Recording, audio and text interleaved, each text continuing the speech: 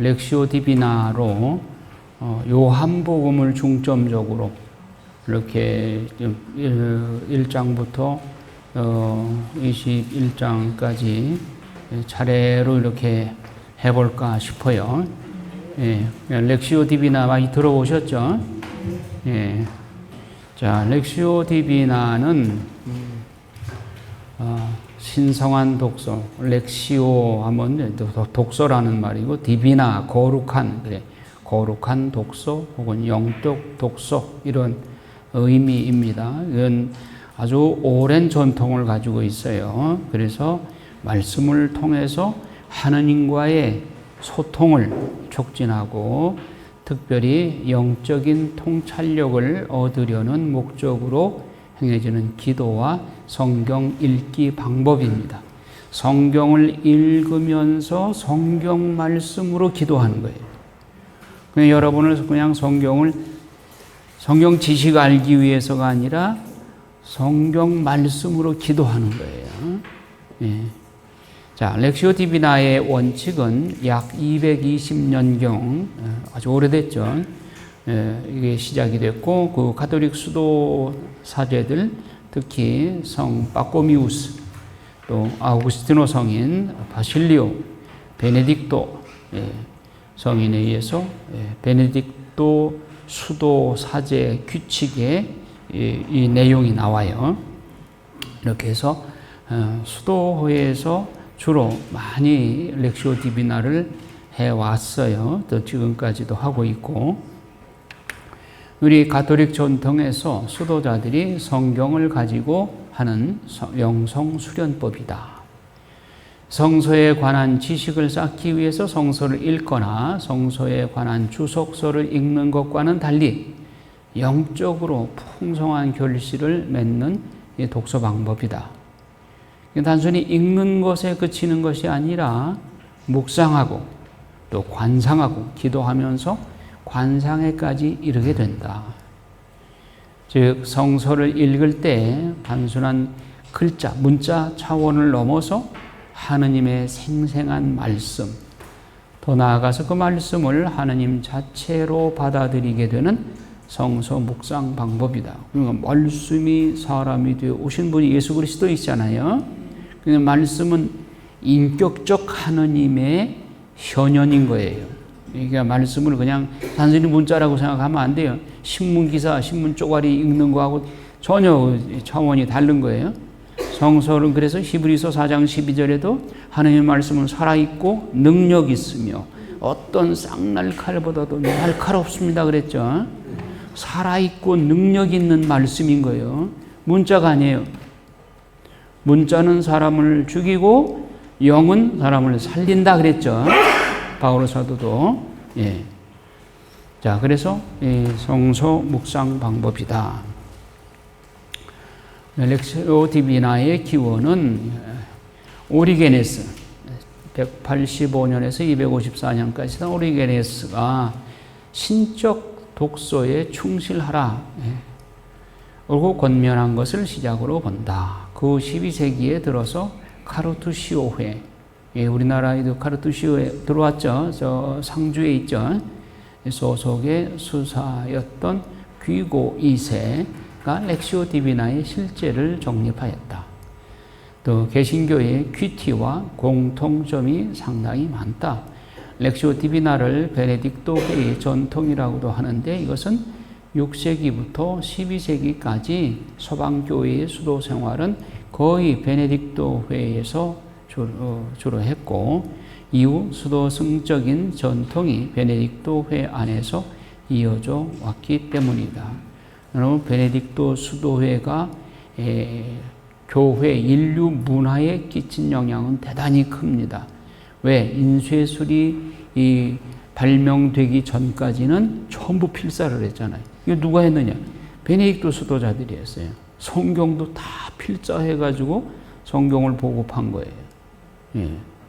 예. 그러니까 뭐 종이가 나오기 전에는 파피루스에다 했죠. 그리고 종이가 나오고 난 다음에도 역시 종이에다가 펜으로 썼어요. 그거를 수도자들이 한 거예요. 베네딕토 수도자들이. 그러니까 소금 문명의 역사의 기록을 베네딕토 수도자들이 다 한 거예요. 그러니까 베네딕토 수도자들이 기여한 공로가 큰 거죠. 자, 그럼 렉시오 디비나의 방법은 어떻게 하냐? 구체적인 방법은 여러 가지 방법이 있지만 중세 초기에 수도자들의 고전적인 형태를 기준으로 해서는 성경을 지성의 차원에서 받아들이는 것이 아니라 인격의 차원에서 받아들이는, 즉 말씀이 사람이 되어 오신 분 예수 그리스도, 그분을 말씀을 인격화하는 거예요. 그러니까 말씀이 살아있고 능력 있는 하느님의 인격이라고 하는 것을 말씀에 그렇게 비중을 두고 성경을 대하는 것이죠. 그래서 텍스트를 분석하지 않고 내면화해서 최종적으로는 절대자인 하느님과의 합일감을 갖는 것을 목적으로 한다. 이게 실제로 해봐야지, 이건 뭐 개념으로만은 이렇게 생각해서는 잘 감이 안 오죠. 그러니까 성경 말씀을 대할 때는, 그러니까 카르투시안 같은 사람들은 성경을 대할 때 무릎을 꿇어요. 그러니까 말씀이 진짜 하느님이라고 하는, 하느님 현존이라고 생각을 하는 거예요. 여러분 가만히 생각을 해서, 정말 내가 공경하던 부모님이 유언을 남기고 돌아가셨다. 그 유언장을 아주 귀중한 곳에 이렇게 잘 보관하고 가끔 생각이 나면 펴서 읽어본다. 책상 위에 얹어놓고 그 앞에 무릎을 꿇고 아버지의 그 유언을 다시 한번 읽고 상상을 하는 거예요. 그 아버지의 유언보다 하느님의 유언의 말씀, 하느님의 짝사랑의 편지. 여러분, 성경은 하느님의 짝사랑의 편지입니다. 이게 왜 짝사랑이야? 하느님이 나를 사랑해서 이렇게, 그래서 그러잖아요. 하느님의 피로 쓴 편지라고. 하느님의 피로 쓴 편지를 나도 그만큼 열정을 가지고 하나님을 사랑해 드리는가? 자신이 없어. 그러니까 짝사랑의 편지지. 상호 교환적인 그런 편지 그리면 참 좋은데 하나님이 짝사랑의 편지. 여러분, 이사야서 65장인가 한번 봅시다. 이사야서. 우리 수도원에 요즘 그 식당 독서가, 밥 먹을 때 읽는 독서가 이사야서가 막 어제 끝났어요. 오늘 예레미야서로 들어갔는데,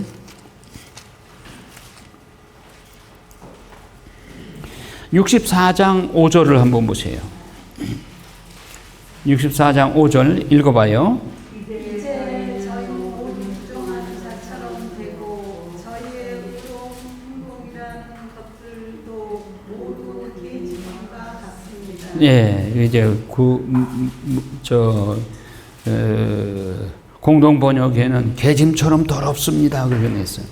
이제 우리가 하는 그 행동은 다 부정한 자처럼 여겨지고, 그리고 저희가 의로운 행동이라고 해봤자 개짐처럼 더럽습니다. 예, 인간의 모습이죠. 65장 1, 2절을 한번 봐요. 기가 막혀요. 시작.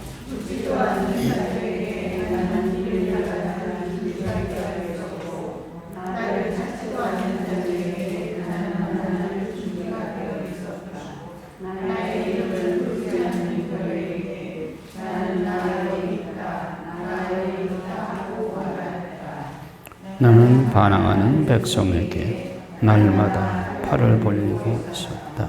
예. 네. 마저 읽을까요? 그들은 자기네 멋대로 좋지 않은 길을 걷는 자들, 정원에서 제사를 지내고 벽돌 위에서 분향하며 언제나 내 얼굴을 맞대어 놓고 나의 마음을 상하게 하는 백성, 굴무덤 속에 들어가 은밀한 곳에서 밤을 지내는 자들. 예, 거기까지만 봅시다. 자, 이 하느님 입장에서 한번 생각을 해보셔. 왜 짝사랑의 편지라고 그랬느냐? 묻지도 않는 자들에게 나는 문의를 받아줄 준비가, 대답할 준비가 되어 있다. 근데 물으러 오지도 않아. 나를 찾지도 않는 자들에게 나는 만나줄 준비가 되어 있다. 기다리고 있는데 찾으러 오지도 않아. 그런데도 만나줄 준비를 하고 기다리고 있어. 나의 이름을 부르지 않는 결에게 나는 나 여기 있다, 나 여기 있다 하고 말해요.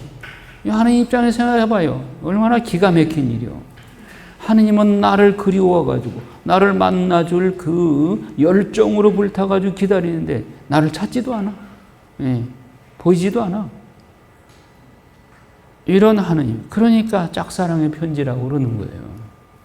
우리는 그분을 찾지도 않고 그분에 대한 아무 생각도 안 하는데 그분은 막 애가 타가지고 우리를 위해서 이렇게 편지를 보내신 거예요. 당신 필요서 쓴 편지요. 그래서 이거를 우리가 렉시오 디비엔 안에서 이 하느님을 만나자는 거예요. 이게 뭐 헛수고겠지? 예? 그렇죠. 그러니까 우리가 지금 성경을 그냥 뭐 대충 아무렇게나 성의 없이 읽어오다가 렉시오 디비나를 딱 말씀을 접하면 적어도 이런 자세로 우리가 인격적인 하느님을 성경 안에서 만나자는 거죠. 자, 구체적인 단계는 다음과 같다. 첫째, 독서를 하는 거예요. 독서. 성경 본문을 관찰하고 읽는 단계. 그러니까 그냥 뭐 시끄러운 소음 안에서 뭐 라디오 켜놓고 TV 보면서 성경 읽는 거 그거 아닙니다. 그 준비 단계가 이제 앞으로 나오는데 독서를 일반 책 읽는 거하고 달라요. 성경을 정말 그래서 카르티시디안들이 성경 앞에서 무릎을 꿇더라고. 그건 인격적인 말씀이신 예수 그리스도를 인격적으로 만나는 것이죠. 그 다음에 묵상, 메디타시오, 본문을 묵상하는 단계입니다. 그 다음에 기도, 오라시오, 기도, 묵상을 바탕으로 기도하는 단계입니다. 뭐 여기서 끝나는 수도 있고 좀 더 깊이 들어가서 관상, 콘템플라시오, 관상, 하느님과의 합일감을 경험하는 단계. 개인의 노력만으로는 도달할 수 없는 무아의 경지라고 한다. 이거 뭐 관상의 단계는 각자의 수준에 따라서 또 경험에 따라서 그 정도는 그 깊이가 다 다르죠. 자, 그래서 우선 성경을 읽기 전에 뭐 이거는 그냥 인터넷에서 하나를 예를 내가 찾아왔어요. 그러니까 여러분들 뭐 자기 나름대로 시작 기도를 만들어서 해도 돼. 구성 기도로 그냥 자기가 자유 기도로 만들어서 해도 돼요. 그러니까 읽기 전에 이렇게 짤막하게 기도를 하는 거는 내가 마음을 모으고 하느님을 초대하는 것이죠. 말씀 안에 계신 하느님을 초대하는 것이죠. 다 같이 시작해요. 성경 안에서 우리를 친절하게 만나주시는 아버지, 넘치는 성령의 빛으로 내 눈을 열어주시어 당신의 빛을 보게 하시고 내 귀를 열어주시어 당신의 말씀을 듣게 하시며 내 마음을 열어주시어 당신의 생명을 받아 함께 하소서. 그리하여 말씀의 진리가 얼마나 넓고 높고 깊은지 깨달아 알고 인간의 모든 지식을 초월한 그리스도의 사랑에 대한 뜨거운 감동으로 내 모든 일상생활 가운데 새로운 기쁨과 당신의 능력이 빛나게 하여 주시며 내 모든 문제들과 함께 당신의 영광을 찬양하게 하소서. 자, 시작 기도 안에 그 내용이 렉시오 디비나가 어떤 것이라고 하는 것을 잘 표현하고 있죠. 그게 성경 안에서 우리를 친절하게 만나주시는 아버지. 그러니까 성경 내가 오늘 읽을 분량 패러그래프 안에 하느님 아버지의 숨결을 느끼는 거죠. 만나주시는 아버지, 넘치는 성령의 빛으로 내 눈을 열어주시오. 성령께서 우리에게 마음을 열어주시고 성령께서 깨우쳐 주셔야 하느님의 말씀을 깨닫게 되죠. 그러니까 하느님과 코드가 같으신 성령이라야만 하느님의 말씀을 우리한테 깨닫게 해 주셔요. 성부, 성자, 성령 같은 하느님이시잖아요. 그러니까 성부 하느님의 말씀과 그 말씀 안에 담긴 그 마음을 같은 성령 하느님이신 성령께서 우리한테 이 말씀은 이런 것이야 라고 잔잔하게 타이르시고 깨우쳐 주시는 것이죠. 그래서 우리 눈을 성령의 빛으로 내 눈을 열어주시고, 그러면 성경을 읽을 때 내 마음이 예수님의 마음이 되고, 내 정신이 예수님의 정신이 되고, 내 눈이 예수님의 눈이 되고, 내 귀가 예수님의 귀로 열려 있어야 되고, 내 심장이 예수님의 심장이 되어서 성경을 읽어야 되는 것이죠. 그래서 당신의 빛을 통해서 당신의 빛을 보는 것이죠. 내 귀를 열어주셔서 당신의 말씀을 듣게 하시고, 내 마음을 열어주셔서 당신의 생명을 받아 안게 하소서. 그리하여 말씀의 신비가 얼마나 넓고 높고 깊은지 깨달아 알고 인간의 모든 지식을 초월한 그리스도의 사랑에 대한 뜨거운 감동으로 내 모든 일상생활 가운데 새로운 기쁨, 이런 성경 말씀의 진리를 깨닫게 되면 여러분들의 일상생활이 일거수일투족이 새로운 기쁨과 당신의 능력이 빛나게 하여 주시고, 내 모든 형제들과 함께 당신의 영광을 찬미하게 하소서. 여러분, 성경 진리를 깨달은 그날은 하루 종일 기뻐요. 그렇죠? 새로운 어떤 성경을 읽었는데 예전에 못 깨달았던 그런 새로운 사실을 깨달아서 하루 종일 그냥 설레이는 마음으로 살게 되죠. 이게 무궁무진장한 거예요. 이 성경 안에. 그러니까 어제 읽은 내용, 똑같은 내용을 오늘 읽어도 오늘 또 새로운 뭔가의 진리를 성령께서 깨우쳐 주신단 말이에요. 하루하루.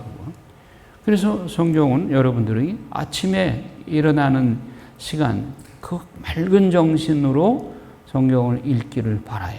그리고 잠자기 전에 한번 내일 묵상할 내용을 미리 읽고 자는 거예요. 그리고 성경의 그 아웃라인을 머리에 놓고 잠을 자. 그리고 새벽에 아침에 일어나자마자 다시 한번 그 성경을 읽어. 맑은 정신으로. 그러면 막 성령께서 꿈틀꿈틀 여러분들한테 새로운 기쁜 소식을 전해주시는 거야. 이 말씀은 이런 뜻이야 하고 깨우쳐 주신단 말이에요. 그 침묵해야지. 그때 텔레비를 켜놓고 라디오를 듣고 핸드폰을 틀고 그러면서는 다 그냥 흩어져 버리고 말이죠. 침묵해야 되는 것이죠. 또 이렇게 시작 기도는 이건 하나의 모델이니까 여러분들 요대로 해도 되고 다른 데서 더 좋은 기도 따다가 해도 되고요.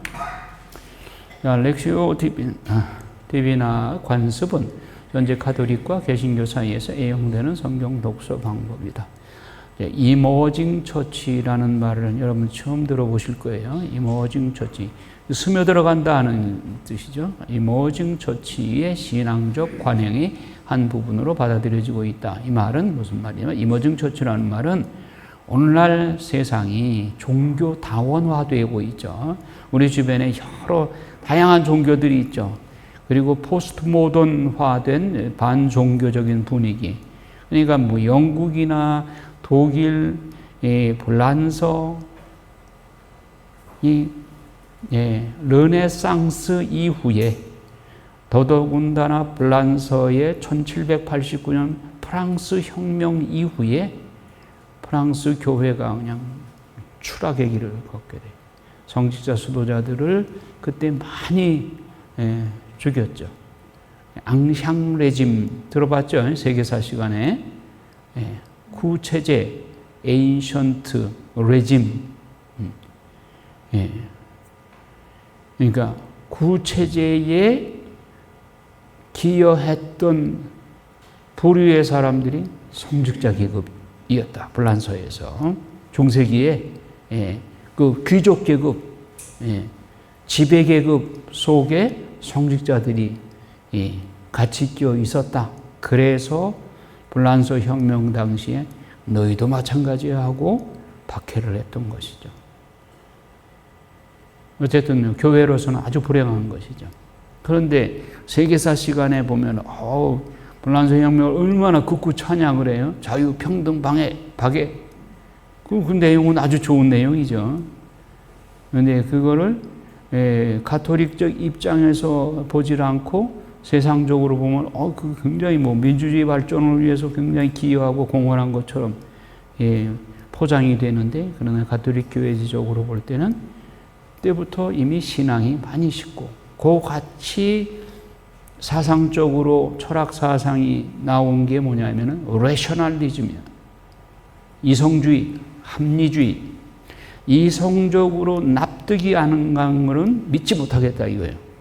이거 아주 무서운 겁니다. 신앙은 이성과 모순되는 겁니까? 이성을 초월하는 겁니까? 초월하는 것이죠. 마치 모순되는 것처럼 이성적으로 납득이 안 가는 거는 못 받아들이겠다. 그럼 어떻게 돼요? 성경의 기적들은 다 무시해버리는 거죠.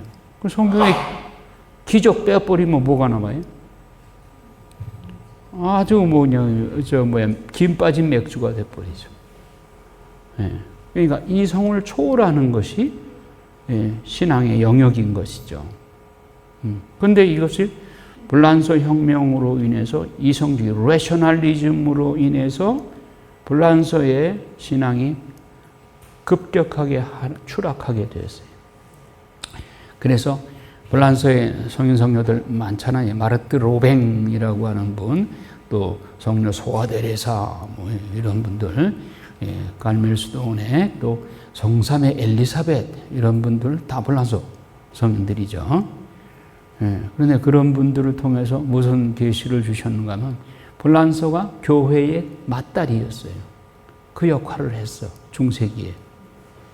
교회를 지키는 중요한 역할을, 지금 폴란드처럼 그런 역할을 했는데, 계명주의 불란서 혁명으로 인해서 이렇게 신앙이 급격하게 추락하게 되고 이성주의, 합리주의에 의해서 불란서 교회가 지금 아주 위기를 맞고 있죠. 그래서 성모님께서 뭐라고 그러시나요? 밑바닥까지 떨어질 것이다. 불란서가. 그 다음에 내가 불란서 교회를 다시 일으킬 것이다. 이런 말씀을. 그런 계시를 주셨어요. 자, 어쨌든 하나님은 끝까지 버리시지는 않으시니까 우리나라는 벤자민 성소야. 막내둥이 성소야. 우리나라 교회 역사가 200년밖에 안 되잖아요. 막둥이 성소야. 막둥이를 또 부모는 사랑하죠. 그러니까 우리나라가 하나님으로부터 이렇게 사랑을 받는지도 몰라. 그래서 지금도 전 세계가 부러워할 만큼 한국 이걸 사랑하죠. 사랑받고 있죠. 벤자민 성소예요. 근데 우리 교만하면 안 되죠. 끝까지 겸손하게 막둥이로서 하나님의 귀염받고 사랑받을 수 있도록 겸손해야 되겠죠. 자, 지금 유럽 사회는 지금 종교다원주의, 포스트 모던 이런 사회이기 때문에 반종교적인 분위기가 팽배해 있어. 그래서 불란서 혁명 이후에 시내 돌아다니면 성직자 복종을 한 사람 보고 뭐라고 그러느냐? 까마귀래, 까마귀. 그래서 놀려댔어요. 그런 성소자가 나오겠어요? 그러니까 반종교적인 분위기야. 유럽 전체가 지금 점점 그래가고 있어요. 그럼 이런 교회를 그럼 어떻게 다시 복음화할 수 있겠는가? 이게 에머징 처치라고 그래가지고 이런 교회에 복음을 전파하기 위한 렉시오 디비나를 새롭게 시작을 하자. 성경 말씀으로 이들을 변화시키자 하는 교회 운동이라고 한쪽에서는 이제 하고 있어요. 어쨌든 자, 그다음에 교황 베네딕토 16세, 네, 그 유명한 라틴어 추기경이죠. 교황께서는 당대의 최고의 신학자였어요. 2005년 연설에서 이렇게 말씀합니다. 저는 특별히 렉시오 디비나의 고대 전통을 상기시키고 권장하고 싶습니다. 기도와 함께 성스러운 성서를 정성껏 읽는 것은 읽는 사람으로 하여금 하느님께서 말씀하시는 것을 들을 수 있게 해주며 기도 안에서 하느님께 마음을 열고 신뢰로 응답하는 은밀한 대화를 가능하게 합니다. 라고 말이죠. 렉시오 디비나를 통해서 우리가 하느님의 말씀 안에서 하느님을 만나고, 그래서 그 하느님께 내가 마음을 열고 그 하느님의 을 신뢰하고, 그리고 그 안에서 우리가 응답하면서 은밀한 대화를 하는 거, 이게 렉시오 디비나다. 렉시오는 또한 타종교인들이 자기들의 경전을 읽는 데에서도 적용할 수 있는 것으로 알려져 있다. 이제 우리가 이제 그 불교에 참선하고 렉시오 디비나를 뭐 비슷하다고 생각할 수도 있겠지만 또 구별해야 되는 점이 있죠. 자, 렉시오 디비나는 실제적으로 긴장을 푸는 시간으로 시작합니다. 즉 스스로를 편안하게 하고 일상적인 생각과 염려를 마음에서 비워냅니다. 일부 렉시오 실천가들은 마음을 비우는데 깊고 정화된 호흡과 특정 문구나 단어를 반복하는 것이 도움이 된다고 말합니다. 그런 다음 4가지 단계를 따릅니다. 자, 그 불교의 참선과 우리의 관상과 어떻게 이걸 구별하고 조심을 해야 될 것인가 하는 거에 대해서 우리가 좀 영적 식별이 필요합니다. 한때는 불교 참선 그걸 배우러 다닌다고 수도자들이 그런 경우가 있었어요. 근데 그걸 조심해야 되죠. 왜? 불교는 빌공자 공이잖아요. 공사상. 불교의 그 사상이 이제 공사상이죠. 비우는 거에 목표를 둬. 그럼 우리는 그러면 비우는 게 목표예요? 하느님으로 채우는 게 목표예요? 네. 우리는 같이 비우긴 비워야 돼. 사욕 편정을 비워야 돼. 비우는데 그것이 목적이 아니라 하느님의 것으로 채우기 위해서 비우는 거예요. 마음이 가난한 사람은 행복하다. 하늘나라가 그들의 것이니 하늘나라로 채우기 위해서 우리가 비우는 거죠. 비우는 것 자체가 목적이 아닌 것이죠. 그래서 참선하는 데 가가지고 전주교 신앙을 가지고 있는 사람이 가서 가만히 앉아 있다가 보면 비울 수는 있겠죠. 그걸로 끝나면 안 되죠. 하나님으로 채워야 되는 것이죠. 그런 점에 우리가 방법론적으로 참선하는데 그 참선의 그 호흡 조절이나 이런 것들, 단전 호흡이나 이런 거는 필요해요. 그거는 우리가 정신을 집중하고 모으는 데는 도움이 돼요. 근데 그러면 방법적으로 우리가 배울 수는 있어요. 그러나 불교의 방법을, 참선의 방법을 전적으로 우리 것으로 도입할 필요는 없어요. 네, 호흡 방법에 대해서 또 나오게 돼요. 그리고 건강을 위해서도 이 단전 호흡은 필요해요. 여러분, 숨을 들여 마시고 내쉬고, 즉 가슴으로가 아니라 배로, 단전으로, 이 단전에 혈관이 많이 집중되어 있다고 그러잖아요. 그래서 단전이죠. 불굴 단자, 밭전자잖아요. 예. 그러니까 혈관이 많이 여기 집중되어 있단 말이에요.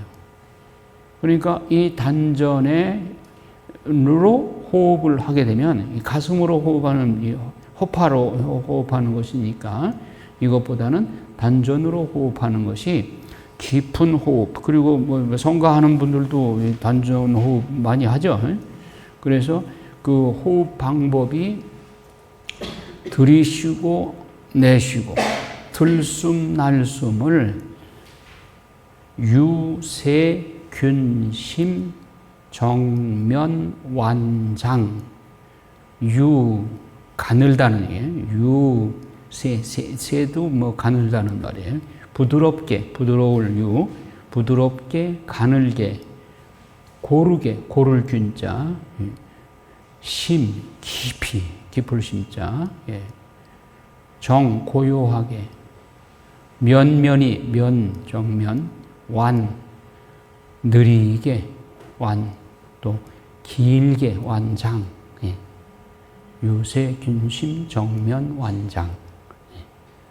이렇게 해서 여러분들이 의식적으로 호흡할 때, 그냥 호흡할 때도 이걸 염두에 두고, 예, 유세, 균심, 정면, 완장으로 이렇게, 예, 천천히 깊이, 길게 이렇게 호흡하면 건강에도 좋아요. 이게 혈액순환에 도움이 돼요. 그렇게 할 때 집중이 되는 겁니다. 그 집중을, 이게 준비 작업이에요. 그렇게 하고 성경을 읽는 거죠. 자, 렉시오. 성경 읽는 겁니다. 렉시오는 리딩이에요. 성경 구절을 몇 차례 천천히 조용하게 읽어보라고 내가 카톡에 보냈죠. 11장, 요한복음 11장 다 읽어오셨죠. 매일매일 한 번씩 아침마다 읽어오셨죠. 예, 성경 구절을 몇 차례 천천히 조용하게 읽는다. 구절 그 자체보다는 읽는 각 부분을 음미하고 한편으로 수행자에게 들려지는 고요하고 작은 목소리를 지속적으로 듣는 것이 더. 이제 여러분 귀를 열어놓아야 돼요. 그래서 성령께서 어떻게 말씀하시는가를 귀 기울여 들으면서 성경을 읽는 거예요. 눈으로는 예수님의 눈으로 성경을 읽고 귀로는 예수님의 귀로, 열린 귀로 성령께서 잔잔하게 타이르시는 말씀을 들어야 되는 거예요. 그러니까 열왕기 상권 18장에 엘리야가 하느님을 보는데 하느님은 굉장한 바람 속에도 안 계셨고 지진 속에도 계시지 않았고 막 바위가 무너지는 그런 굉장한 소음 속에도 계시지 않고 잔잔한 미풍 속에 하느님이 지나가시는 것이 들렸죠. 그렇죠? 그렇게 하느님은 미풍 속에서 우리가 속삭이시는 거예요. 네. 작은 목소리를 듣는다. 그 다음에 메디타시오, 이제 묵상입니다. 묵상. 본문 구절을 반영하여 그것이 자기 삶에 어떻게 적용되는지에 대해서 생각하는 것이다. 이는 성경을 매우 사적으로 읽는 것이며 지극히 개인적인 적용으로 여겨진다. 이제, 뭐, 여기에 구애받을 필요는 없어요. 성경 말씀을 오늘 이제 실습을 할 텐데, 요한복음 11장의 내용을 그 단락에서 말씀을 하시는, 오늘은 이제 예수님과 마르타와 마리아의 대화지요. 그러면 그 예수님에 집중하는 거예요. 예수님이 이 말씀을 하실 때 어떤 심정으로 이 말씀을 하시는가, 그 말씀 속에 숨어져 있는 내용은 무엇인가, 이런 거를 상상하면서 읽는 거예요.